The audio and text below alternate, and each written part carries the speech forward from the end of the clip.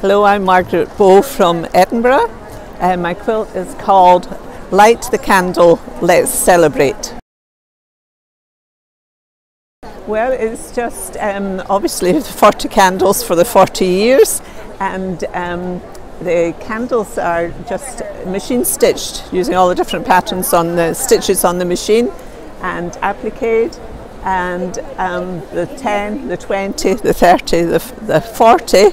But if you notice in the corner, the 40th one isn't lit yet.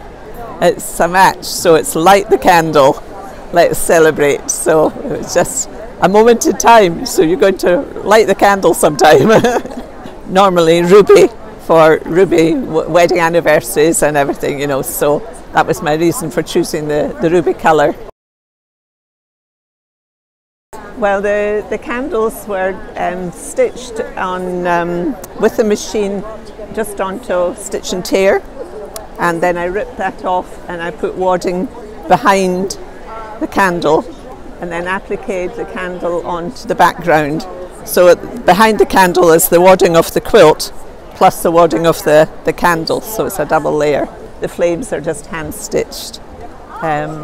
And the words of inspiration for the guild, they were printed on my computer, just with putting a piece of cotton onto freezer paper and going through the printer, you know, so just typed them on.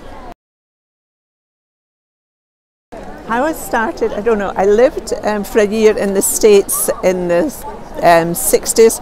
I don't remember seeing any quilts then, you know, so the revival of the 70s was after that time.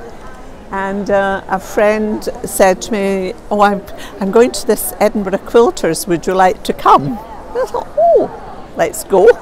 And enjoyed it. My mother was in her 80s and loved to do crafts, so she came with me as well.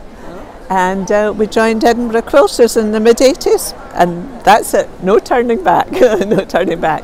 I did some sewing. Usually my mother finished it for me, but I did it.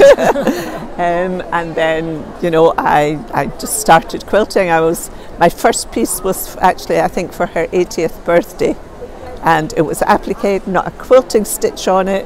It's got bits of ribbon for a sleeve. Hasn't a clue about all the rules, you know, but I still got it. Still got it. And then just going to local classes with Pat Archibald, who's quite a well-known quilter now worldwide, and went to classes with her and just grew, and then joined the Quilters Guild, and from there I've been very involved with the Quilters Guild. My friends call me the Queen of Unpick because I'm awfully good at unpicking. You know? You might see the final result, but there's been a lot of unpicking on the way, you know. I like it all. I'd love to be better at machine quilting, free machine quilting. You know, I can do it on a wee bit, but I'd love to be able to free machine a big quilt. But that, I still got 30 years maybe to live and learn how to do that, you know.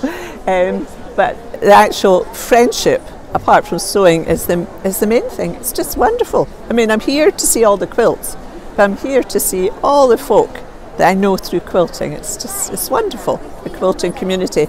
They're just all so gracious and helpful and supportive, and just I think it's a wonderful quilting community. Just do your best and do put things into shows, because if we don't have the beginners and we just wait for the special professional folk, we'll have no shows. You know, you've just got to, and people who come to these shows, they'll all see something and they'll look at it and think, I could do that. And that's what really it's all about, is trying your best. And every day you're learning something new. Absolutely. I've still got a lot of learning to do after all these years. Definitely.